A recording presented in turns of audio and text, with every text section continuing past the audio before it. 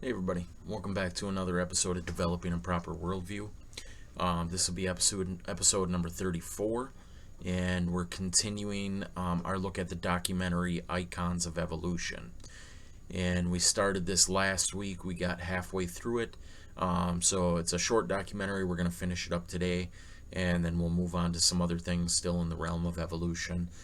That's been our main focus here for many weeks now, and we still have several to go.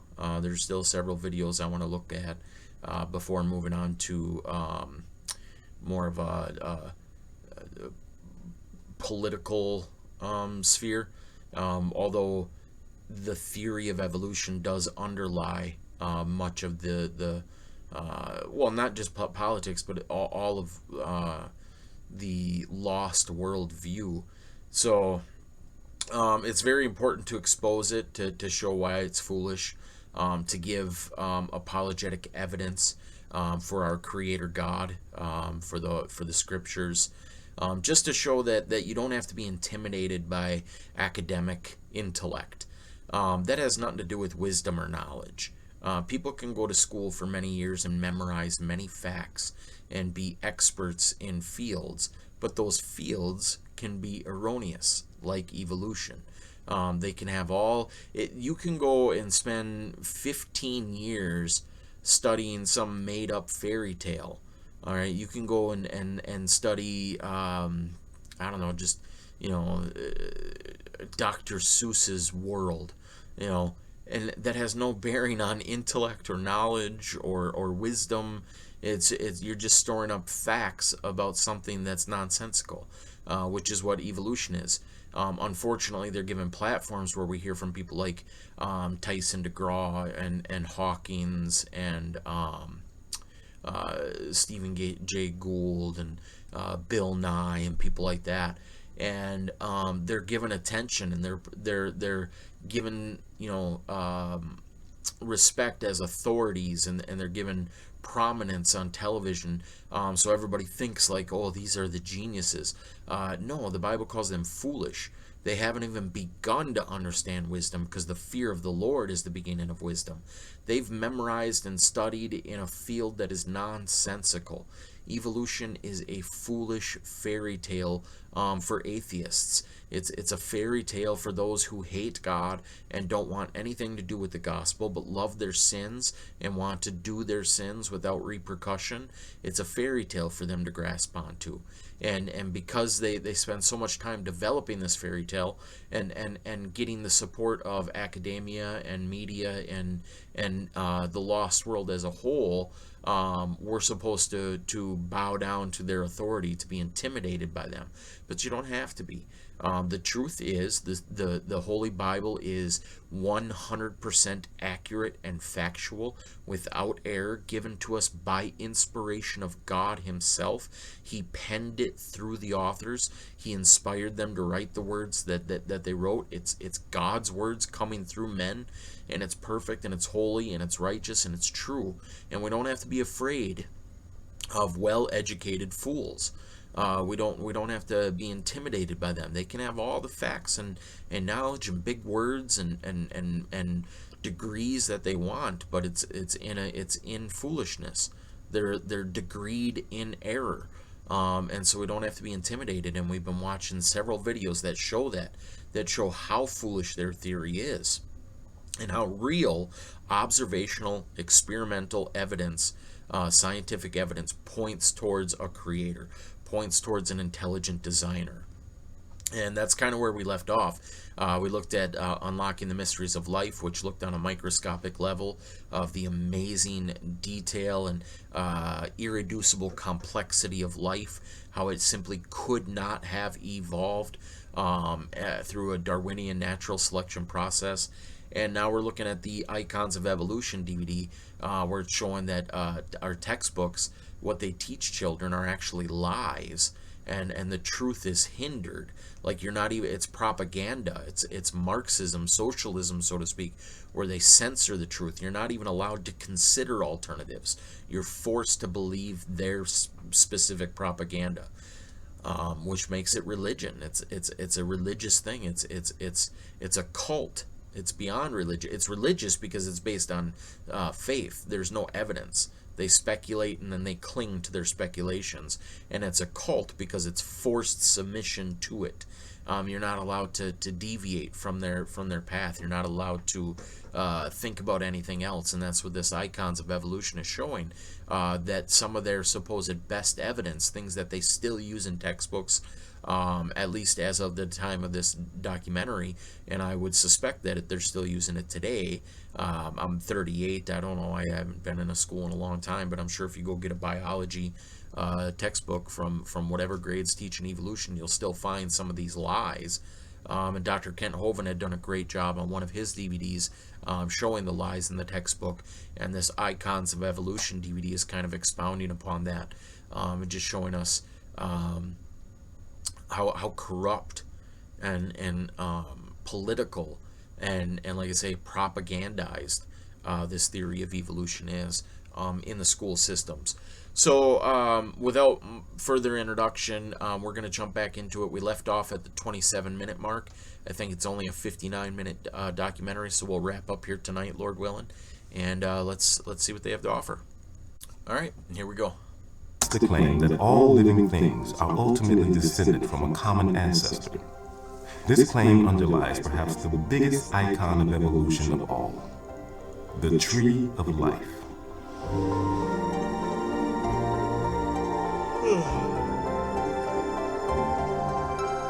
The classical Darwinian picture of the history of life is that of a tree, that these small incremental changes build up and they branch out, and so you start from very simple life and eventually you get everything that we have around us, from elephants to alligators to chimpanzees and everything in between.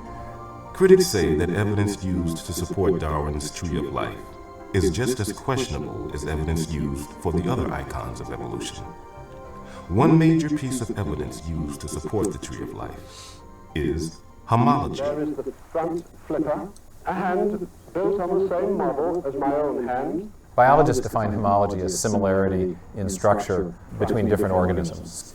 Now this has the same design exactly as your arm. There's the upper My arm, textbook one bone. would show the forelimb, a hand, and it would show a bat's wing and a whale's flipper, and say because they have similar structure, have similar bone pattern, that they must share a common ancestor.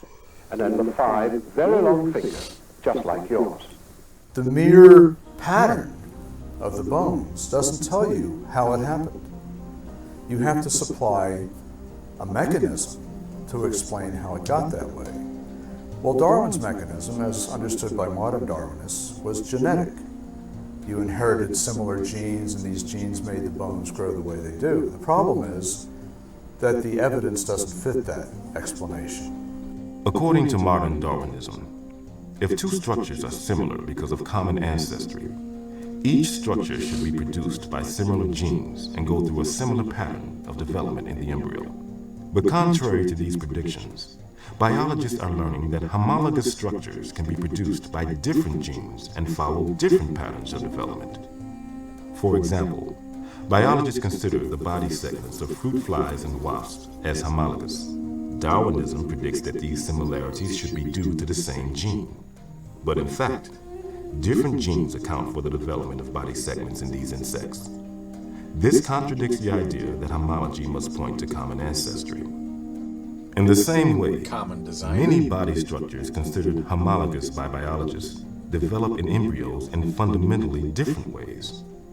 One example is the gut in vertebrates. If the Darwinian theory were correct, the process by which the gut is constructed should itself be homologous. In fact, this isn't the case. We know, for instance, that in different vertebrates, the gut is constructed in very different ways during development. In sharks, the gut develops from cells in the roof of the embryonic cavity. In lampreys, the gut develops from cells on the floor of the embryonic cavity. And in frogs, the gut develops from cells in both the roof and the floor.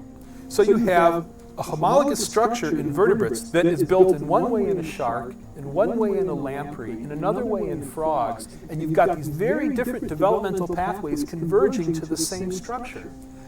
It's like God intentionally designing things in different ways. He uses same features, like I say, commonality indicates common designer. The same way, like Hovind explains, a Honda, a Chevy, and a Ford all have similar designs. That doesn't mean they evolved from a Schwinn bicycle.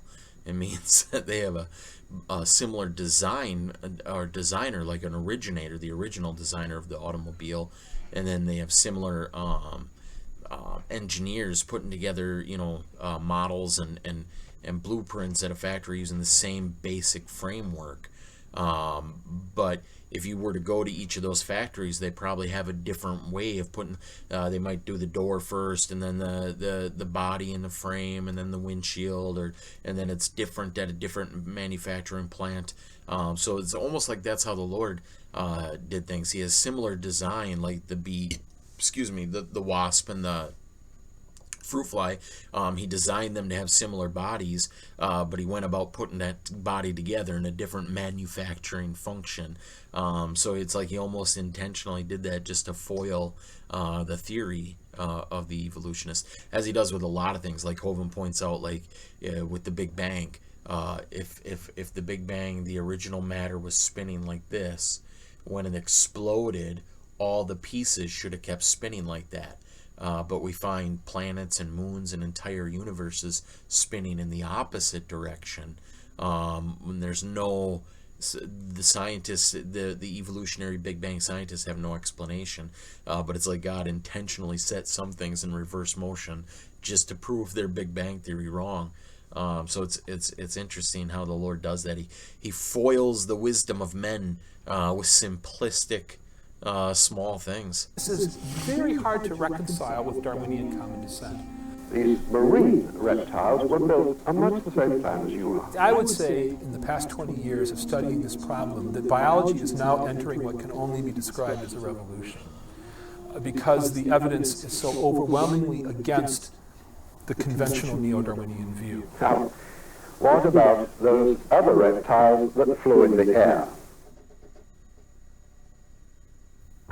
If homology doesn't provide evidence for the tree of life, what does? A second proof usually offered is the fossil record. According to most biology textbooks, fossils show the gradual development of life from simple to complex over hundreds of millions of years. But a growing number of scientists say that this textbook story is incomplete and even misleading, because it ignores an extraordinary event in the history of life known as the Cambrian explosion. Hovind did a great job on fossils. The Cambrian explosion is a term that refers to the geologically sudden appearance of all the major, or most of the major groups of animals at about the same time, geologically speaking. Most geologists date the Cambrian explosion at 530 to 520 million years ago. The Cambrian explosion is a name given to a geologic event, really, the appearance in the fossil record over a period of about 10 million years or slightly less of skeletonized fauna that includes many living phyla for the first time.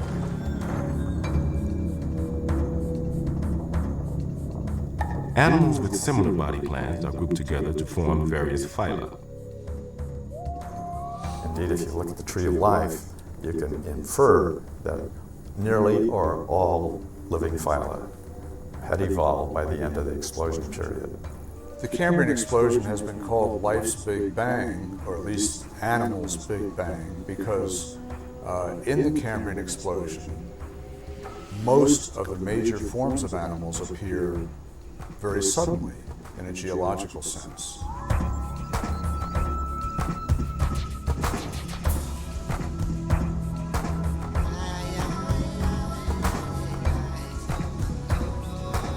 From nothing, we have almost everything, almost overnight, geologically speaking. This remains mysterious. Nobody really understands how this happened. Noah's flood. The Bible explosion students know. is real in the sense that the fossils are real. There they are. Explaining it, however, is controversial.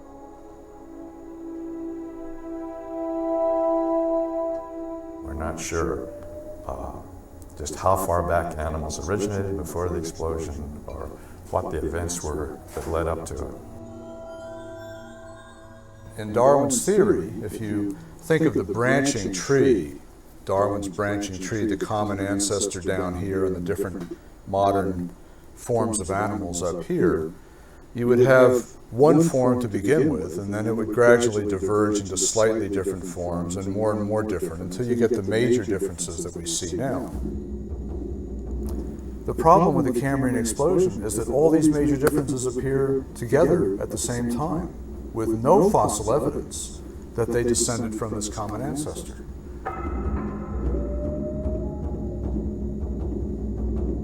You have a sudden emergence of new biological form and structure. And the suddenness of it defies the Darwinian mechanism's ability to produce new structure. Darwin believed that his mechanism must act slowly through small, gradual, incremental changes. And as a result, he expected to find many transitional intermediate forms from the very simplest organisms to the first animals. Darwin knew about the Cambrian fossil record, and he considered it a serious problem for his theory. He hoped that future fossil collecting would fill in the gaps somewhat and make the theory more plausible. But in fact, 150 years of continued fossil collecting have made the problem worse. Many more types of animals were involved than Darwin knew about. I like how, so like basically like they're saying here's a single cell and it evolves to whatever, a double cell life, and evolves and evolves and evolves. Cambrian explosion finds here, and you dig deeper and there's no fossil record for all this. Everything just appeared at once. God said let there be. And Hovind does a good job of explaining how some of those fossils that they find, and they say, oh, like the trilobite, went extinct 500 million years ago, and there's still trilobites today. And the fossils that we find of animals, they're supposed ancestors of other animals that exist today, they're the exact same as they are today. Nothing's changed. There's been no evolution. They're the same animals. It's God said let there be, and there was everything. And then the flood, like, just buried everything. So, like, this just blows. Where are all the pre-Cambrian, you know, you got fully formed animals with, you know, that exist still today in these forms, fully formed, fully functional. Where's the evidence of all their precursors? Where's the evidence of all the evolutionary precursors that are their evolutionary ancestors? So it's actually more of an explosion now than Darwin thought it was. Most biology textbooks, however, supply little information about the Cambrian explosion, if they even mention it at all. My textbook gives a one-sentence statement, just that there was this Cambrian explosion of life. But then it goes on to give a traditional Darwinian theory as to this slow, gradual evolving process. DeHart wanted to supplement the solitary sentence in the biology textbook with an article that appeared in the Boston Globe. The article reported on cutting-edge research by Chinese scientist J.Y. Chen, an internationally respected paleontologist at the Nanjing Institute of Paleontology and Geology. Chen's discoveries in the fossil beds in Xinjiang, China, have rocked the scientific establishment.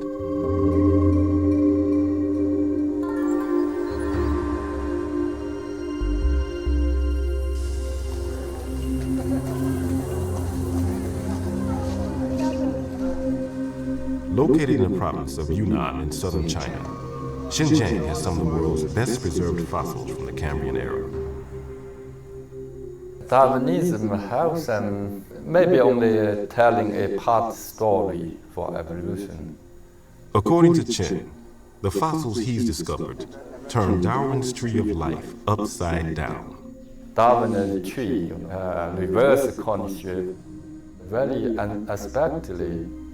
Our research is convincing the major phyla starting down below at the beginning of Cambrian. Base is wide, gradually narrow, so this is almost turned on different way.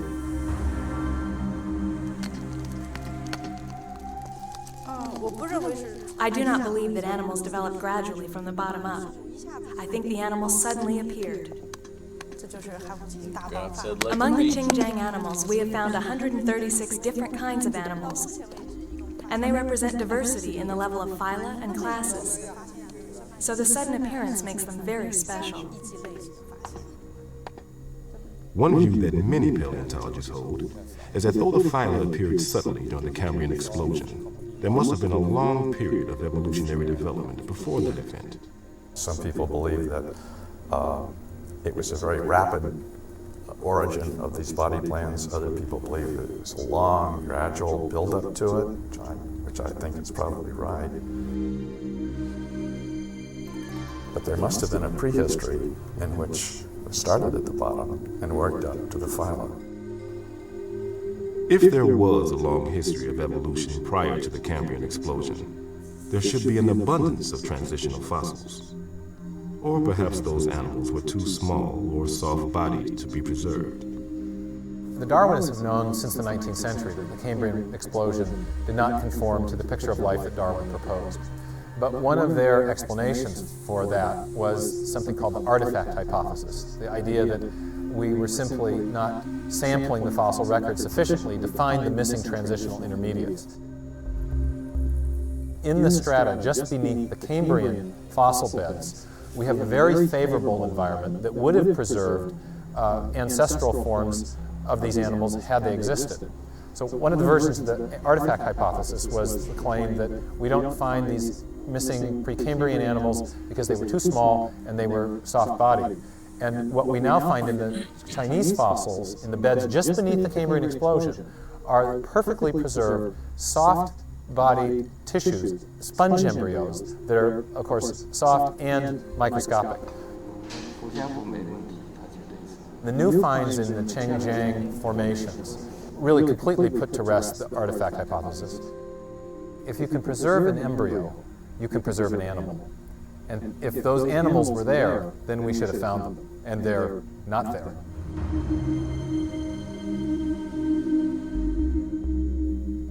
Some defenders of Darwin's theory argue that random mutations in a special set of genes called Hox genes are responsible for dramatically speeding up the evolutionary process during the Cambrian period. But what's interesting to me is that these genes are turned on late in development, long after the body plan is established. A fruit fly is already a fruit fly embryo before the Hox genes kick in.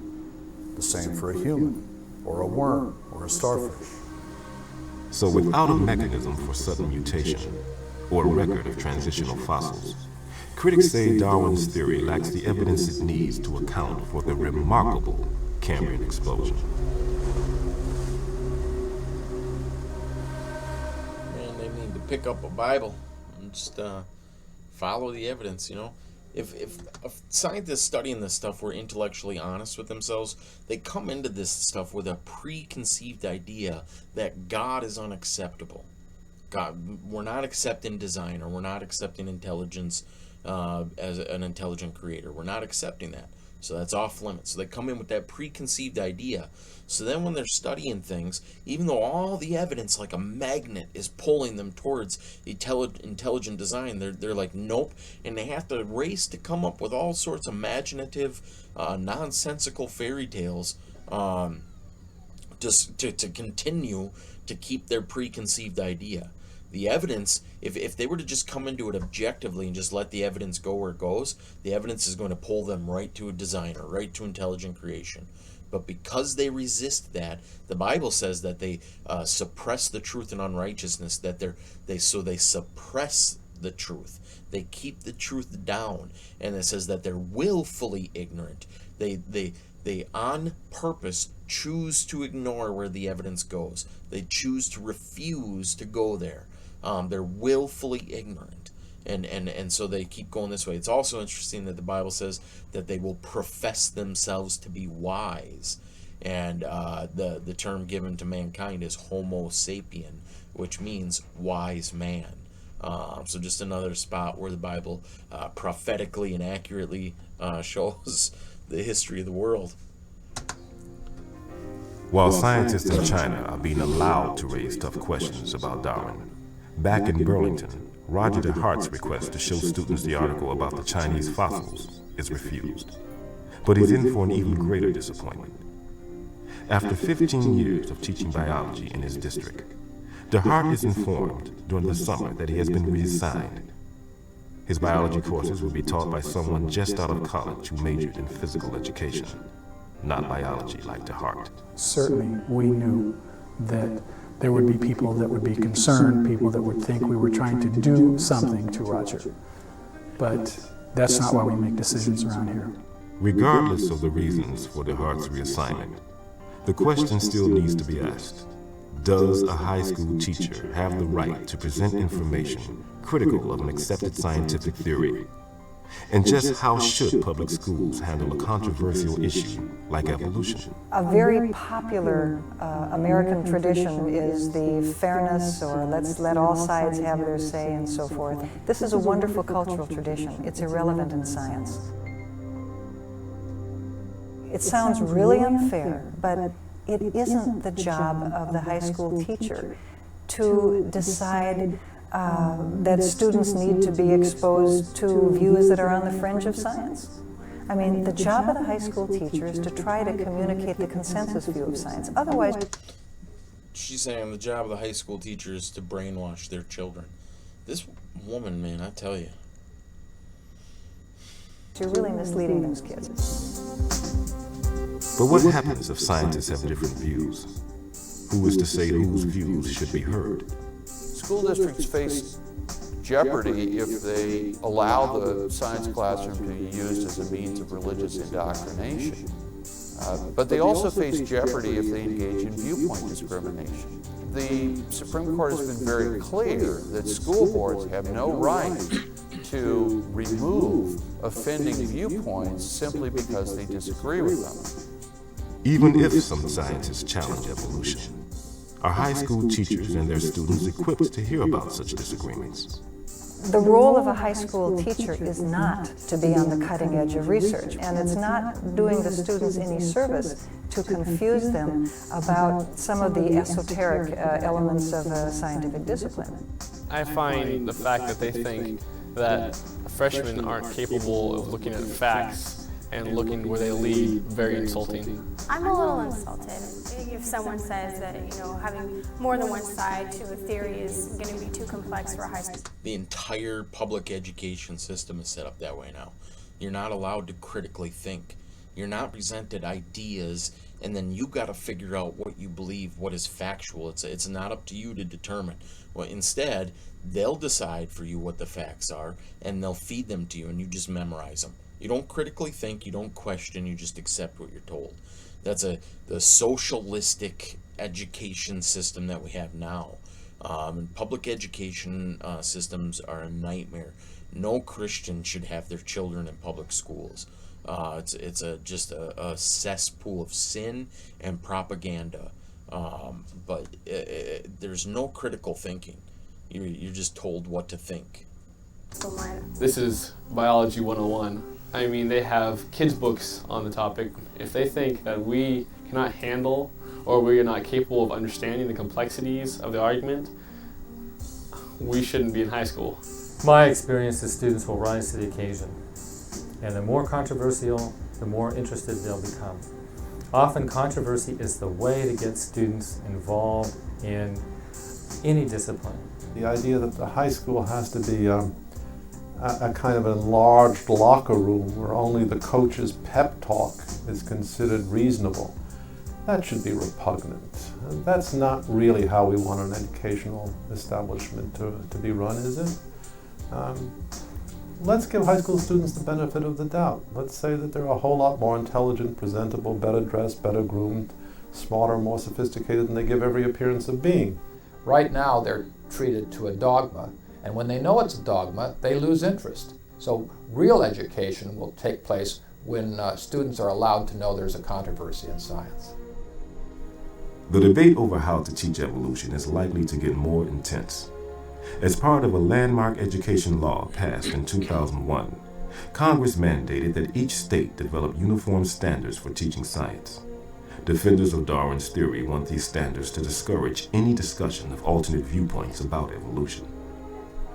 But Congress encouraged states to adopt a more inclusive approach, urging that where topics are taught that may generate controversy, such as biological evolution, the curriculum should help students to understand the full range of scientific views that exist, why such topics may generate controversy, and how scientific discoveries can profoundly affect society.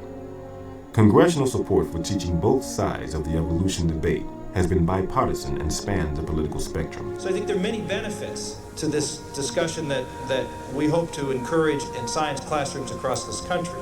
And I frankly don't see any downside to this discussion.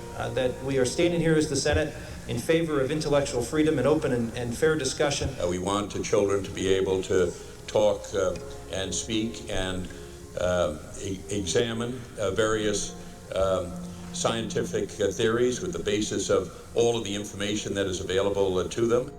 There are increasing signs that the public agrees that teachers should be able to present more than one view about evolution. According to a recent Zogby poll, 71% of Americans agree that biology teachers should teach Darwin's theory of evolution, but also the scientific evidence against it. Only 15% of the public think that biology teachers should teach only Darwin's theory and the scientific evidence that supports it. And in the scientific community, growing numbers of scholars are expressing doubts about Darwin's theory and calling for an open hearing for their views. More than 100 scientists, including scholars from Yale, Princeton, MIT, and the Smithsonian, signed on to a statement declaring that they were skeptical of claims for the ability of random mutation and natural selection to account for the complexity of life.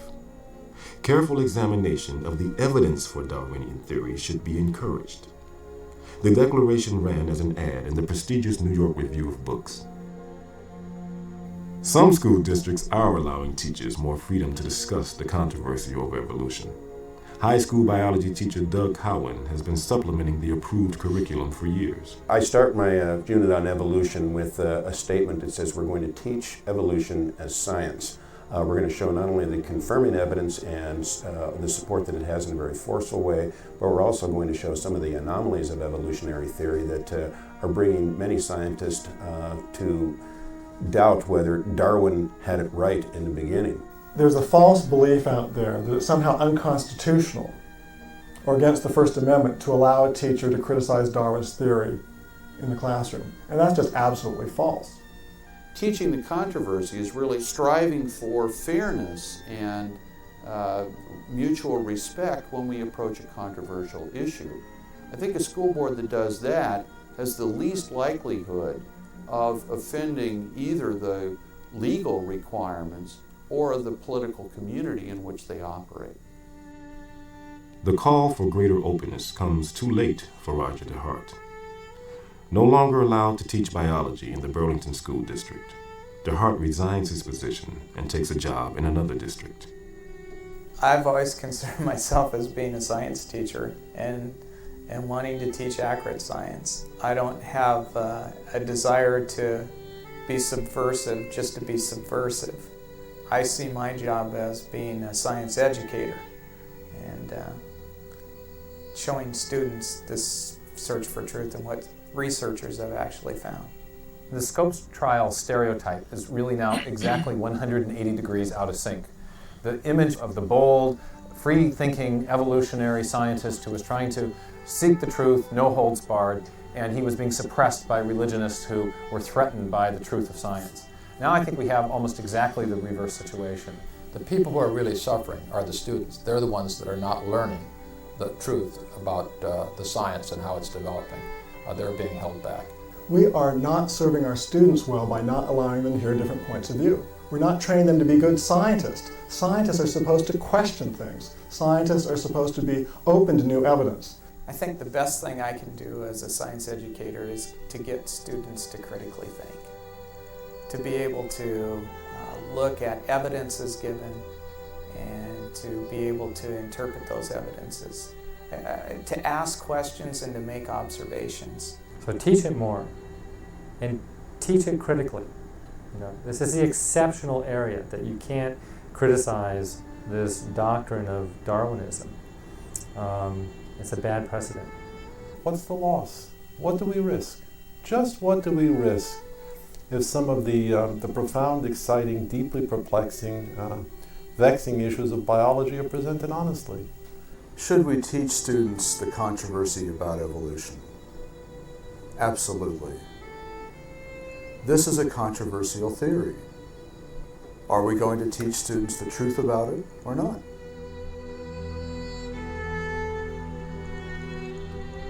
Man, this country's lost, man. The schools just decided to go with propaganda. A fair result can be obtained only by fully stating and balancing the facts and arguments on both sides of each question. Charles Darwin.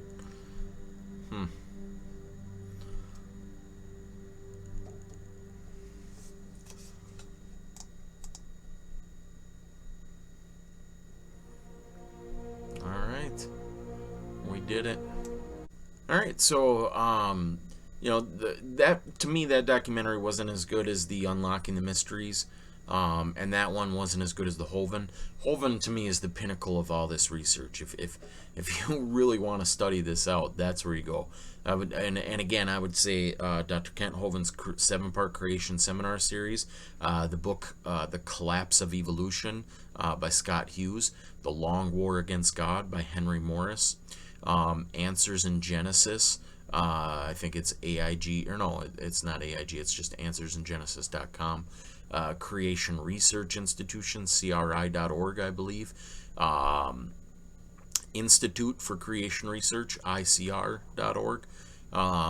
These are all really, really good, sound resources for further study on this. If you're really interested in this topic and you want to go deep into the science, you could spend the rest of your life studying this out and seeing the evidence for a creator and learning sound apologetic, sound arguments against the theory of evolution.